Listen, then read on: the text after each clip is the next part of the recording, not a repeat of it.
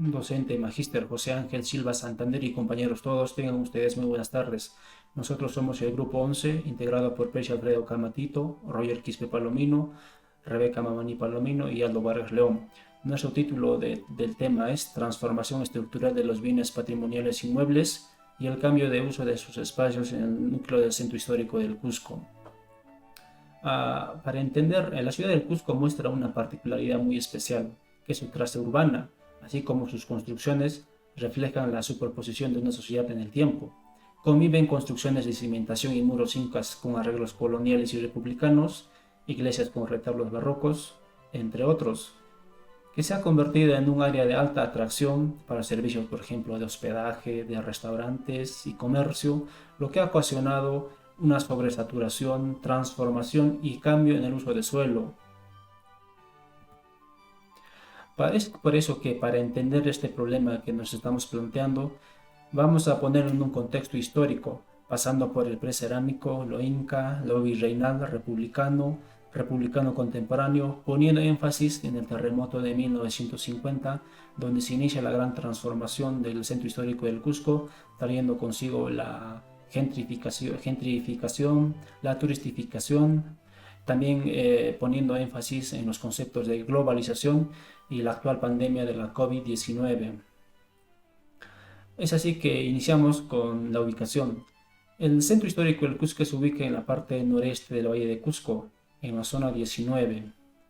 El primer estadio que pasaremos es el precerámico, que es de los 9000 años antes de Cristo a los 2500 años antes de Cristo. Se caracteriza porque se alojaban en cuevas y abrigos rocosos, en los que graficaban su vida cotidiana. El formativo y los estados regionales se caracterizan porque edificaron arquitectura de viviendas de planta rectangular o circular, con muros de piedra unidos con mortero de barro y cobertura de paja. Por ejemplo, tenemos ahí los sitios de Marcabaya y Chanapata. La época inca se caracteriza porque la distribución de la urbe estaba planificada mediante un sistema de edificios denominado cancha, que hoy en día todavía se puede ver en el centro histórico y sobre la cual están edificadas muchas de las catedrales, con calles estrechas también y rectas y con canales, muros líticos de cantería fina, cobertura con pendiente pronunciada, con funciones de carácter residencial, ceremonial y productivo. Se construyeron, por ejemplo, palacios como Casana, Coracora, Quisihuarcancha, Sunturuasi, entre otros. El primer plano nos muestra, por ejemplo, la evidencia arqueológica dentro del núcleo del centro histórico y en sus periferias. El de color rojo nos muestra la evidencia arqueológica de canchas, palacios y recintos. El de color azul nos muestra la superposición de las estructuras coloniales. El segundo plano nos muestra el de color amarillo, la reutilización de materiales líticos originales para la construcción de edificaciones posteriores en la colonia y la república. Arquitecto, buenas tardes. Mi nombre es Aldo Vargas León. Voy a continuar con la exposición. La época colonial. Para entender la problemática de la transformación y el cambio en el uso de los espacios, nos remontaremos a 1534, donde se denomina la época colonial a raíz de la fundación de la ciudad de Cusco. En 1534 se lleva a cabo el reparto de los solares, un hecho importante para que ciertos espacios habitadas por los incas sean habitadas en ese entonces por los conquistadores y se manden a construir diferentes casonas que más adelante voy a mencionar. En 1542, a la orden de Sebastián García de la Vega, se construyen las casonas en medio de la plaza de armas. A raíz de este hecho se cierran por completo los riachuelos, el riachuelo que baja de Sapi, y a raíz también de la construcción de estas casas se generan las tres plazas que hoy conocemos: la plaza de armas, la plaza Regocijo y la plazoleta de la Merced. Ahora, las casonas, voy a considerar el Palacio Arzobispal. Esta ha sido construida sobre el Palacio de Inca Roca. Actualmente es el Palacio Arzobispal y el local del Museo de Arte Religioso. Por otra parte tenemos la Casa Cabrera. Actualmente es el Museo de Arte Precolombino. Este ha sido construido en el siglo XV sobre la Marucata. En 1558 fue sede del monasterio de Santa Clara, que nos ocuparon hasta 1622. Y en el 2003 entra en convenio el dueño en ese entonces, el BBVA, con el Museo Larco, para así denominarlo como Museo de Arte Precolombino. Por otra parte tenemos el Palacio del Almirante. Actualmente este es el Museo Inca, construido sobre el Palacio de Inca Huáscar. En 1824 sirvió como palacio virreinal del último virrey La Serna, y en 1835 sirvió como casa de gobierno del protectorado de la Confederación Perú-Boliviana. Por otra parte tenemos el Museo Histórico, construida sobre una huaca. Actualmente es un museo, el Museo Histórico Regional del Cusco. Por otra parte tenemos la Casa del Marqués Valenbrioso.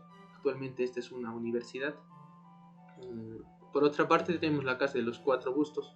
Actualmente este es el Hotel Libertador, construida sobre la antesala del Templo del Sol, el Coricancha, y en la Gran Plaza del Sol, el Intipato. Tenemos la Casa Concha, construida sobre las bases del Palacio de Inca Tupac Yupanqui, y en el 2001 el presidente Valentín Paniagua hace la entrega de este inmueble a la Universidad Nacional San Antonio de Abad del Cusco, y a partir del 2011 esta forma parte del Museo Machu Picchu.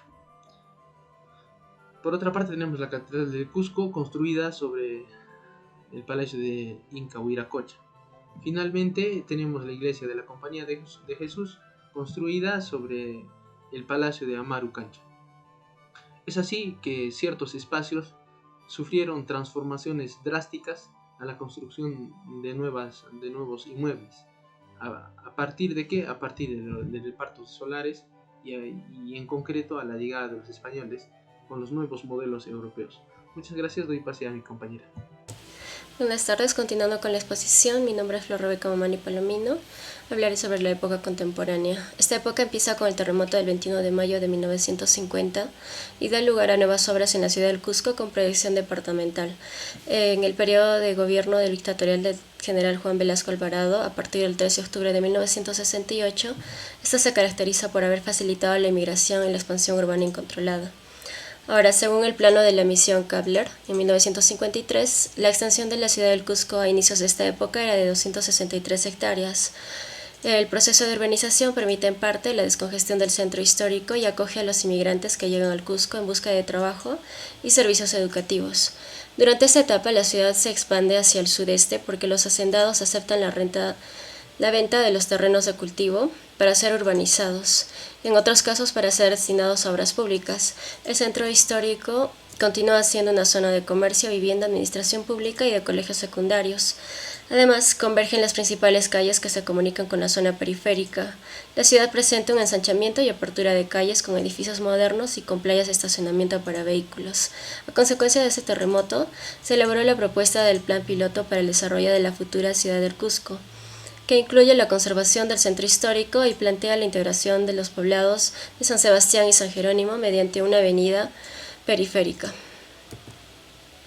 Ahora, la Casa Concha es uno de los ejemplos que les voy a mostrar con arquitectura contemporánea que han sido situadas en lugares privilegiados. Estos transformaron los espacios nobles de la ciudad inca para convertirlos en palacetes de inspiración renacentista.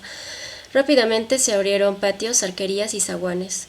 No solo eran radicales innovaciones arquitectónicas, sino símbolos de modos de vida distintos, además de adecuarse a nuevas funciones sociales. Y muchas de estas casonas subsisten y han conservado hasta nuestros días el aspecto que fijaron sus primeros habitantes. Así tenemos también la Casa Larco y el Cabildo. Gracias.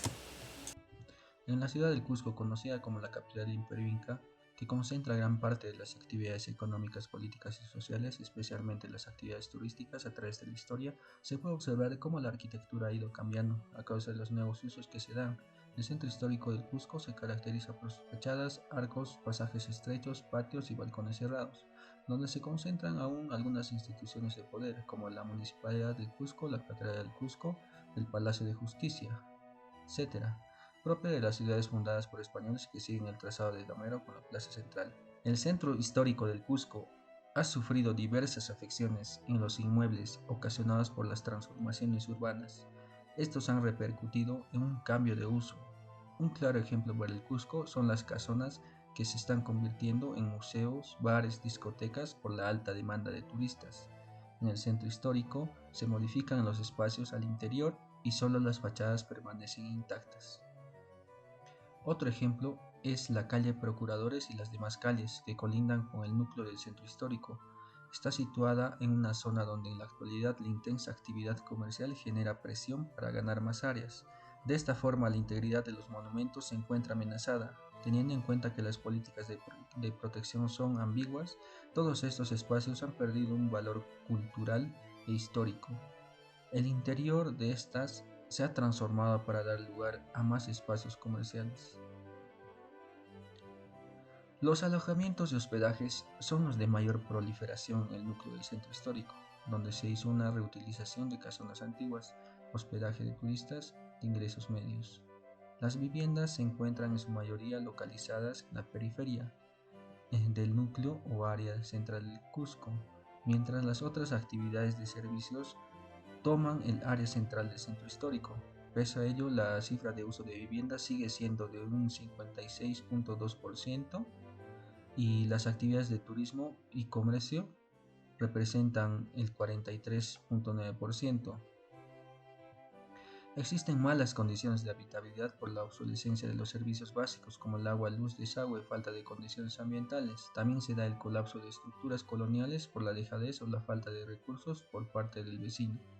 Si bien es cierto que estos cambios han generado beneficios económicos para los propietarios, también tuvo lugar una mutación fuerte en el uso, lo cual trajo como consecuencia la saturación de actividades turísticas. Así, la dinámica un tanto agresiva de tales actividades ha propiciado la expulsión de gran parte de familias de algunos barrios del centro histórico del Cusco. Todo esto causa una pérdida de las costumbres del centro histórico, como el Cruz Belacu y el Corpus Christi, que constituyen un encuentro de barrios del Cusco, entre familias donde realizan prácticas relacionadas con las costumbres tradicionales, que se vienen perdiendo. Eso fue todo, gracias.